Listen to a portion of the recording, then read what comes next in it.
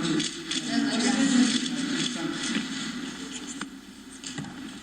Muy buenas noches. Buenas noches a todas y todos. Son las 19 horas de este sábado 18 de abril de 2020. Este es el Palacio Nacional de México y vamos a iniciar la conferencia diaria sobre la situación de COVID, la pandemia de COVID, la enfermedad causada por el nuevo coronavirus SARS-CoV-2. Hoy guardamos sana distancia y hoy me voy a dedicar yo solito a comentar sobre el informe técnico diario y será la oportunidad para abordar cualquier pregunta o duda que exista o comentario o sugerencia que exista sobre la situación. Entonces me voy a parar y desde aquí vamos a informar. Tenemos como siempre esta gráfica que ilustra cómo se ha presentado la enfermedad desde el 1 de enero hasta la fecha de hoy y cómo se ha presentado en las distintas regiones del mundo, donde se presentó en China y fue la región predominante, después se incorporó el sureste asiático, después se incorporó la región europea en color azul y más recientemente la región de América. Lo que vemos también aquí es los casos que se han presentado en las últimas 24 horas y el porcentaje de distribución de esos casos, y vemos que ya, tal como lo veníamos observando, la región de América supera a la región de Europa en cuanto al número de casos que se han registrado en las últimas 24 horas. Esto lo que quiere decir es que en este momento ya la región de América tiene una epidemia más activa o más reciente y en cambio Europa empieza a encontrar ya el punto de estabilidad en donde empieza a descender el número de casos diarios. Excelente noticia para Europa, que hasta el momento ha sido la región más afectada del mundo. Una noticia de expectación respecto a América, en donde estamos en la fase ascendente, incluido desde luego México, como lo hemos dicho todos los días. Recordar que estos datos proceden de la Organización Mundial de la Salud, que es la entidad que compila todos los datos mundiales, y tenemos un acumulado de más de 2.160.000 casos, considerando desde el caso 1 que se presentó en China al inicio del año. También con casi un poco más de la mitad son casos recientes, es decir, casos en los últimos 14 días, pero también ahí hemos encontrado ya desde hace 10 días una buena noticia en el sentido en que disminuye la proporción de casos que se presentan en las últimas 24 horas. Sin embargo, esta cifra muy probablemente va a cambiar y en algún momento entrará en estabilidad y probablemente va a empezar a volver a aumentar en la medida en que la epidemia en el continente americano siga avanzando, siga en la fase ascendente como una epidemia más reciente. La tasa global de letalidad, que es el porcentaje de personas que desafortunadamente pierden la vida entre aquellas que tienen COVID, está también en un aumento lento pero sostenido desde que la epidemia se propagó fuera de China. La siguiente. En el panorama internacional también cabe destacar este entrecruzamiento entre la frecuencia en Europa y la frecuencia en América para los casos de los últimos 14 días. Recuerden, la gráfica anterior era para todos los casos, esta es específicamente para los casos recientes, los casos que en este momento todavía se mantienen como casos contagiantes. Y habrán recordado que teníamos a la región de América aquí arriba y ahora ha pasado acá abajo en la medida en que están ordenados de acuerdo a la frecuencia o a la proporción. América ya tiene apenas un poquito más de casos en las últimas 24 horas respecto a Europa y la tendencia será la reducción de la situación en Europa y el aumento de la situación de transmisión en América. La siguiente, por favor. Panorama nacional. Progresivamente el mapa se va pintando de color amarillo y algunas zonas ya en color rojo, lo que significa, lo hemos dicho, pero lo recordamos para quien no haya visto el mapa, esta es la escala de la frecuencia de casos que se presentan y se confirman en las entidades federativas y hay una escala en estos intervalos de 1 a 50, 51 a 100, etcétera, hasta llegar de 1001 a 3000, y desde luego en un momento dado pudiera haber más de 3,000 casos confirmados en una misma entidad federativa y se irá extendiendo esta categorización. Aquí hemos agregado ahora el número de entidades federativas o estados que se encuentran en esa condición. La Ciudad de México y la zona conurbada del Valle de México, pero que pertenece administrativamente al Estado de México, es esta zona, esta región donde tenemos la máxima transmisión. Por razones obvias, tenemos la población más densa, cerca del 23%, un poco más del 23% de hecho, de la población mexicana vive en esa zona central en el Valle de México. Se han acumulado 7,497 casos desde el 28 de febrero, cuando México identificó a su primer caso confirmado. Se han registrado como negativos, es decir, se les hizo la prueba y se documentó que no tenían infección por el SARS-CoV-2, personas que tenían el síndrome clínico de COVID, 29,301, y siempre muy lamentable, tenemos 650 personas que han perdido la vida como consecuencia de esta enfermedad.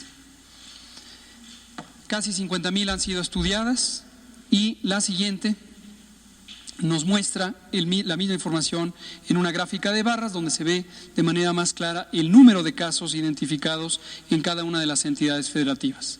Recordar, y esto lo vamos a estar manteniendo como una idea a lo largo de todas las siguientes semanas hasta llegar al punto máximo de transmisión que ya hemos anunciado que se estima ocurriría en la segunda semana de mayo, y lo que vamos a estar observando es esta distribución, podríamos decir, asincrónica, heterogénea en las entidades federativas con una alta cantidad de casos, pero también entidades federativas que todavía no han entrado a una fase de transmisión importante. La siguiente.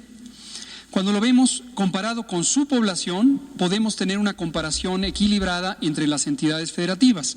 Es claro que el Valle de México, la Ciudad de México y la zona conurbada en el Estado de México, solamente por tener la mayor población del territorio nacional, es esperable que tengan la mayor cantidad de casos. No se pueden comparar la cantidad de casos en esta región tan poblada con la cantidad de casos que se esperaría tener en una región menos poblada. Y por eso se utiliza un índice muy conocido en epidemiología, que es la incidencia acumulada o la proporción de incidencia, el número de casos confirmados dividido por la población de un territorio a considerar. Y esto es lo que se representa en esta misma escala de colores, de intensidades de colores de verde por las distintas regiones. No es solamente por su población, sino que el Valle de México tiene además una transmisión más activa, más intensa, y podemos identificar estas 5 regiones metropolitanas a las que nos hemos estado refiriendo: la de el Valle de México, la de Guadalajara, la de Monterrey y también la zona del municipio de Benito Juárez en Quintana Roo, las 2 Baja Californias, en particular la región norte fronteriza de Tijuana y Mexicali, en Baja Sur es La Paz y en Sinaloa desde luego es la capital, Culiacán. La siguiente. Misma información vista en una gráfica de barras para que podamos compararla de manera visual en términos de la altura de esta columna. Aquí se ve la incidencia por 100,000 habitantes. En forma global, con esos 7,497 casos confirmados, en México tenemos una incidencia de casos confirmados de 5.86 y esta irá creciendo hasta que lleguemos al punto máximo de la curva epidémica en la segunda semana de mayo. La siguiente. Mapa municipal. Aquí es simplemente para visualización. Nos queda muy claro que este tipo de mapas requiere un análisis cuidadoso y que existe una importante atención a ese elemento por parte de distintas personas en la población, cosa que nos da mucho gusto. Nos parece extraordinariamente relevante que personas con distintas ocupaciones, distintas formaciones profesionales, con distintos intereses, muestren su interés en conocer qué está pasando a nivel municipal. Aquí en la conferencia pues no se puede llegar a detalle, apenas si se logran visualizar los mapas, pero como todo lo que hemos puesto a disposición en esta liga, que se ve al final de la diapositiva, está este mismo mapa interactivo. Alta resolución, se puede hacer zoom, se puede apreciar cuántos casos hay en cada uno de los municipios y cuando se pasa el cursor en la pantalla de la computadora les va a aparecer una pequeña tarjetita que dice exactamente cuántos casos se han registrado y se han confirmado en los municipios. Invitamos a todas las personas que estén interesadas en ello a que lo consulten y está en esa página. Agradecemos siempre a CONACYT, que ha coordinado los esfuerzos de tener la unidad de datos e información y que ha vinculado a ella a una parte muy sustancial y muy competente de nuestra comunidad académica en México, principalmente de las instituciones públicas, los propios centros CONACYT, aquí están, y también las universidades, mayormente las públicas. La siguiente. En la distribución por edad no hay cambio relevante, tenemos dos grupos de tipos de casos de acuerdo a su presentación clínica, personas que han necesitado hospitalizarse, personas que se les da un manejo ambulatorio, es decir, no necesitan ir al hospital, considerando que esta es una enfermedad que se limita por sí misma por acción del sistema inmune y que en personas, lo recordaremos casi todos los días, que no tengan las siguientes características tienen una baja probabilidad de complicarse. En cambio, las personas que tengan las siguientes características, adulto mayor de 60 años, mujer embarazada o personas que padezcan enfermedades crónicas como diabetes, hipertensión, obesidad, tabaquismo, enfermedad pulmonar y cardíaca crónicas, insuficiencia renal, inmunosupresión por cualquier causa, ya sea adquirida por medicamentos o por alguna enfermedad, pueden tener una mayor probabilidad de complicarse. Y eso lo vemos en la distribución por edades y lo que hemos notado cada día, que permanece constante, es que a partir de los 60 años se presenta una proporción más grande de casos hospitalizados o de personas que requieren hospitalización comparados con quienes no requieren hospitalización para la misma categoría de edad. En cambio, por debajo de los 60 años predominan los casos confirmados que tienen una condición clínica leve, manejo ambulatorio. Pero también hemos relatado de cuando en cuando que es llamativo cuando uno compara este perfil de distribución por edades de los casos con lo que ha ocurrido en Europa. Es notorio que en México hay un importante predominio de personas adultas mayores que presentan enfermedad e inclusive enfermedad grave. Y esto está claramente relacionado con la enorme epidemia de obesidad, diabetes, hipertensión y las distintas enfermedades crónicas asociadas con la mala alimentación. La siguiente.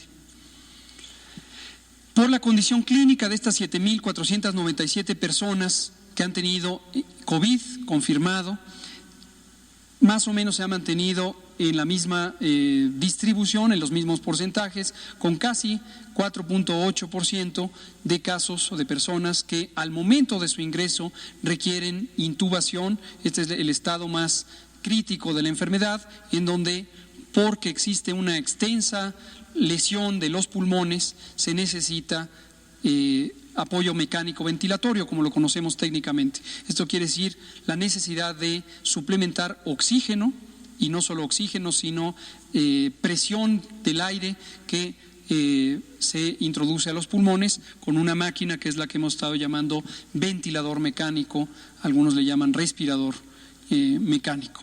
Y aquí quiero hacer una pequeña nota a propósito de un caso anecdótico que me relataron compañeras médicas de un hospital público. Y lo menciono porque me lleva a pensar que en la población pudiera estar quedando un vacío de información que puede ser relevante. Les platico la anécdota, es una historia real y desafortunada porque terminó en un caso grave, pero no quisiera que esta anécdota nos privara de tener la oportunidad de comunicar a cualquier persona en la audiencia esta circunstancia. La anécdota, no entraré en ningún detalle, básicamente se trata de una persona, un hombre de menos de 60 años, que se presentó a un hospital público, COVID, un hospital donde se están atendiendo casos de COVID, y mostraba su extrañeza, se lo expresaba a esta persona, mi amiga médica, especialista en medicina crítica, y le decía: a mí me dijeron que tenía pulmonía, mi familiar, esto lo relataba la familia del paciente. ¿Por qué hoy me dicen que tiene COVID? No me dijeron eso, me dijeron que tenía pulmonía. Pulmonía es un nombre popularmente utilizado para neumonía. Neumonía es el término médico y se refiere a una lesión inflamatoria de los pulmones, generalmente asociada a causas infecciosas. A lo que voy con esto es que posiblemente en algunos segmentos de la población no ha quedado del todo claro en qué consiste que COVID, la enfermedad causada por el nuevo coronavirus, sea una enfermedad que se puede complicar. Entonces lo quiero relatar brevemente en qué consisten las complicaciones a las que nos referimos cada noche. La enfermedad leve es una enfermedad que causa irritación o inflamación de las vías respiratorias. El aparato respiratorio empieza en la nariz, pasa por la faringe o garganta, se continúa con la laringe, que es la parte inferior de la garganta, es donde se produce la voz, donde están las cuerdas vocales, y continúa con la tráquea, los bronquios y finalmente los pulmones. Los pulmones son los órganos especializados en introducir oxígeno desde el aire hacia la sangre, y todos necesitamos oxígeno en la sangre porque el oxígeno es el elemento químico que es indispensable para que todas las células del cuerpo cumplan con sus funciones. Y la sangre, a través de los glóbulos rojos o mediante los glóbulos rojos, recoge otro gas que se llama dióxido de carbono, que es producido por las células cuando están haciendo sus actividades, su proceso metabólico. Entonces, la propia sangre es un mecanismo de entrega de oxígeno y de recuperación de dióxido de carbono. El dióxido de carbono regresa a los pulmones, donde hay unas redes de pequeños vasos sanguíneos microscópicos, y se libera el dióxido de carbono ahora de regreso hacia la vía aérea de los pulmones, hacia los bronquios mayores, la tráquea, la laringe, la faringe, la nariz y la boca. Eso es lo que ocurre en condiciones normales. Con COVID, en la forma leve, se inflama la parte principalmente superior del aparato respiratorio. La nariz, la garganta, quizá la parte superior de la tráquea. Y esto explica los síntomas de COVID: dolor de garganta, poco a veces estornudos en una proporción importante de las personas, y la fiebre se causa por un mecanismo más general en donde ante un estímulo tanto inflamatorio como infeccioso existe una respuesta del cuerpo de activación del sistema inmune. Hasta ahí es el COVID leve. ¿Qué quiere decir el COVID grave? El propio virus, el propio nuevo coronavirus, SARS-CoV-2, puede llegar por la misma vía respiratoria hasta las partes inferiores del árbol respiratorio, los pulmones y los bronquios de menor calibre. Cuando eso ocurre, inflama el tejido pulmonar y causa también algunos daños en la circulación microscópica de los pulmones y puede obstruir los vasos sanguíneos microscópicos de los pulmones en forma difusa, en forma generalizada. Cuando eso ocurre, la zona en donde ocurre el intercambio de oxígeno por dióxido de carbono, que está al interior de los pulmones, deja de funcionar. Ya no puede cambiar ese oxígeno por dióxido de carbono y entonces la sangre ya no se puede oxigenar. Y este es el daño que puede resultar en una situación fatal. A ese daño pulmonar, desde el punto de vista médico, se le llama daño pulmonar agudo. Agudo quiere decir en muy poco tiempo, y generalmente es una mezcla de tipos de daño, un daño por inflamación y un daño por obstrucción de los vasos sanguíneos. Para fines prácticos es como si fuera una neumonía. Regresando a esta historia verídica que les estoy comentando, le quiero conversar con toda la población. La forma grave de COVID la podemos para fines prácticos considerar como una neumonía o utilizando el término de uso común como una pulmonía. Entonces, esta neumonía, este daño pulmonar, es lo que conduce a que las personas con COVID grave necesiten un apoyo respiratorio, porque de otra manera no pueden cumplir el funcionamiento respiratorio, y eso finalmente es lo que puede llevar a condiciones graves y fatales. La siguiente, por favor. En esta tabla que ya tenemos desde hace una semana, mostramos tanto los casos sospechosos como los confirmados, retomando sobre conceptos ya utilizados. Sospechoso es sospechoso de tener COVID. Es una persona de cualquier edad que presenta los signos clínicos de COVID, los síntomas de COVID, fiebre, tos, dolor de garganta y otros como dolor de cabeza, enrojecimiento de los ojos, escurrimiento de la nariz, estornudos, dolor muscular y de articulaciones y huesos. Pero no se ha demostrado todavía en estas personas que se les llama temporalmente casos sospechosos, no se ha demostrado que tengan infección por SARS-CoV-2, el nuevo coronavirus. Se les toma una muestra, ya dijimos, de las secreciones respiratorias, de la nariz y de la garganta, con un pequeño hisopo que se introduce, no duele, no daña. También que quede claro, la prueba no es invasiva en el sentido que se introduce este hisopo, es muy delgadito, no daña, no deja ninguna consecuencia negativa sobre la nariz y la garganta, simplemente se toma porque se humedece en secreciones respiratorias, y esa secreción respiratoria es la que después se analiza para ver si se encuentra el virus SARS-CoV-2. En quien tenga eso, entonces se le llama caso confirmado, y esta es la distribución de acuerdo a esto que acabamos de comentar: si es un caso leve, si es una persona que está hospitalizada, ya sea estable o grave, o si es una persona que requiere apoyo crítico, es decir, estar en una terapia intensiva, muy probablemente con apoyo mecánico ventilatorio. Lo mismo en las defunciones, tenemos personas que tristemente han perdido la vida, que tuvieron los síntomas de COVID, en quienes no se alcanzó a verificar el diagnóstico todavía con la persona en vida. En la enorme mayoría de los casos se ha logrado verificar, ya sea para confirmar o para descartar, cuando la persona todavía está en el hospital, aunque pocas horas o minutos después pierda la vida. En algunos pocos casos, y esto puede ocurrir, que una persona no se logre tomar la muestra en momento alguno. Y aquí quiero comunicarles, esto está descrito en el Manual de Vigilancia Epidemiológica desde febrero. Lo que se hace en estos casos es que se establece una dictaminación por parte de un comité médico. Entonces, aún en ausencia de una confirmación por laboratorio, si existen elementos de sospecha razonable de que la persona pudo haber tenido COVID, eventualmente se clasifica como una defunción asociada o causada por COVID. Eso es importante tomarlo en cuenta. Ha ocurrido en una minoría, en 5 o 6 casos, pero la enorme mayoría de los otros sospechosos o bien han sido descartados o bien han sido confirmados. La siguiente.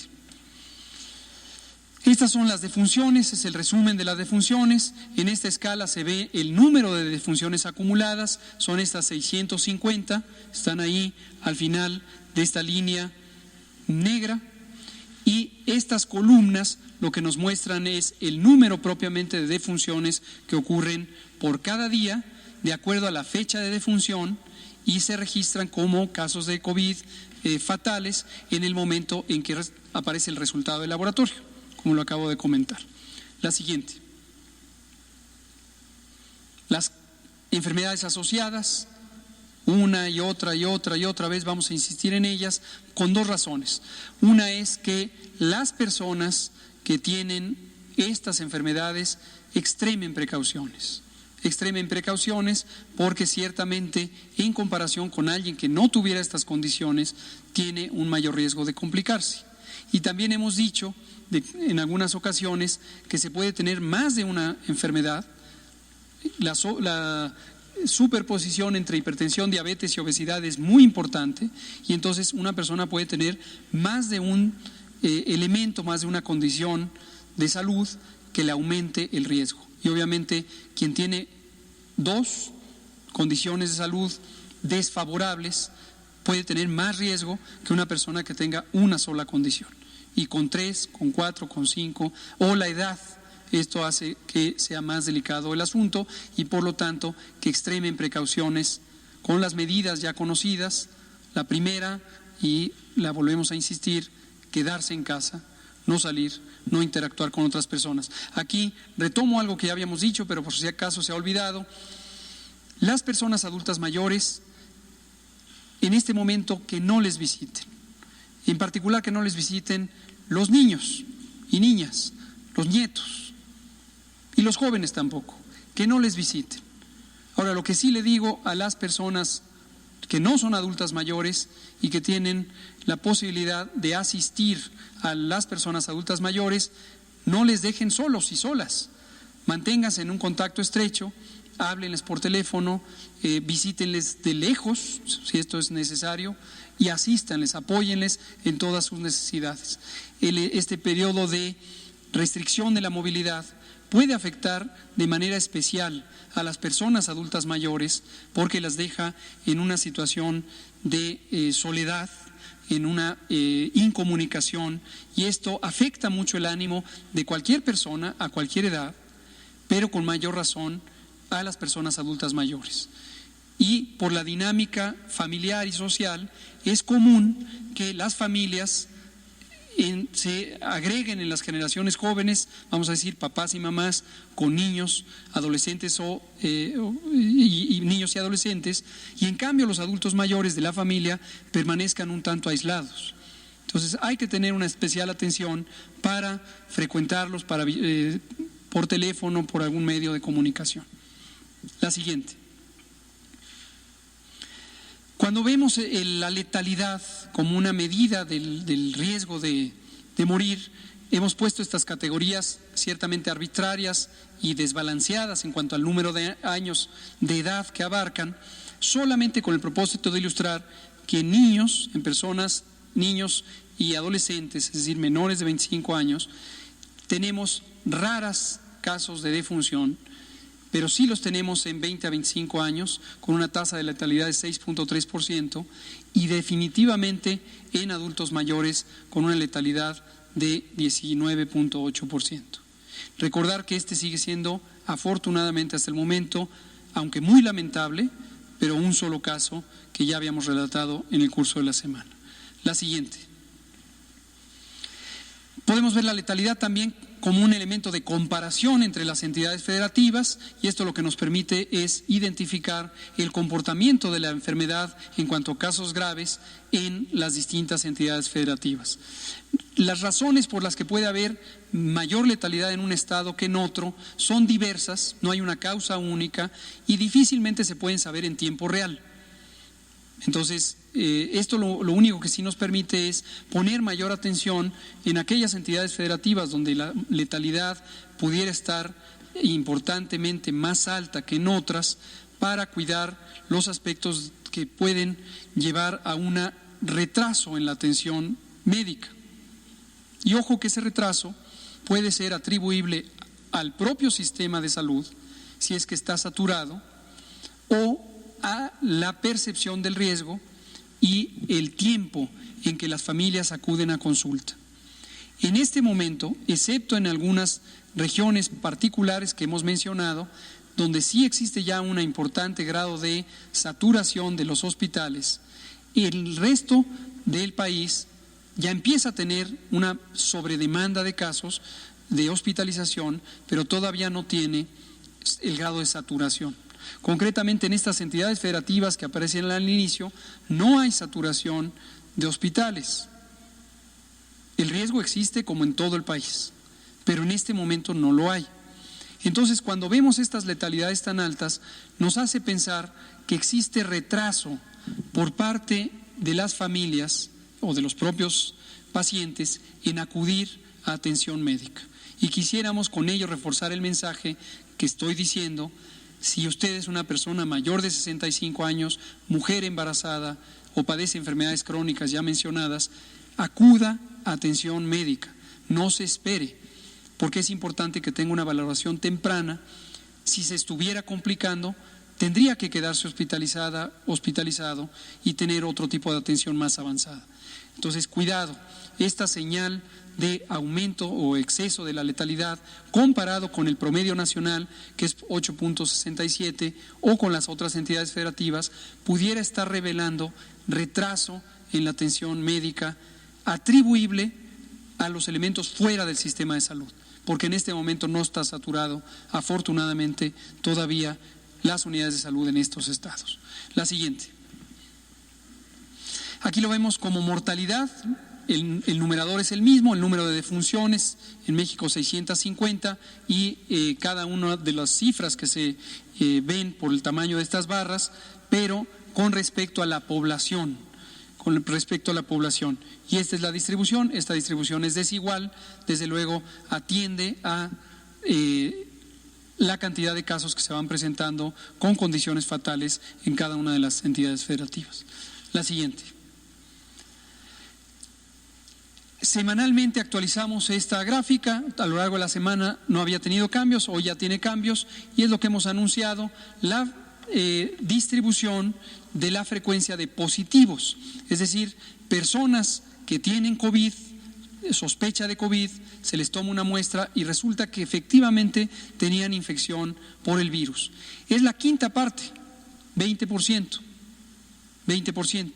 Y esto va cambiando semana a semana. Noten ustedes que además cambia, esto ya lo alerto para que nadie se confunda, que cuando presentamos el cambio, lo que hemos presentado en semanas anteriores, por ejemplo, recordarán que en la semana 15 esto estaba en 16.9 y hoy aparece en 24.6. ¿Por qué razón? Porque los casos se van documentando conforme va apareciendo el resultado positivo. Entonces, si entre la semana 15 y la semana 16 había muestras en proceso, al momento de cortar la información para que aparezca ya en la semana 16, todos aquellos que estaban un día antes de concluir la semana 16, entonces pertenecen a la semana 15. Y si ya salió ese resultado, los casos se reclasifican como casos confirmados. Así funciona en todo el mundo la vigilancia epidemiológica. La vigilancia epidemiológica es un trabajo dinámico donde los datos están presentándose en el momento en que salen los resultados, en el momento en que lo notifican las entidades federativas, etcétera, etcétera. La siguiente. Aquí ahora queremos que vean en conjunto información que solíamos presentar en gráficas separadas.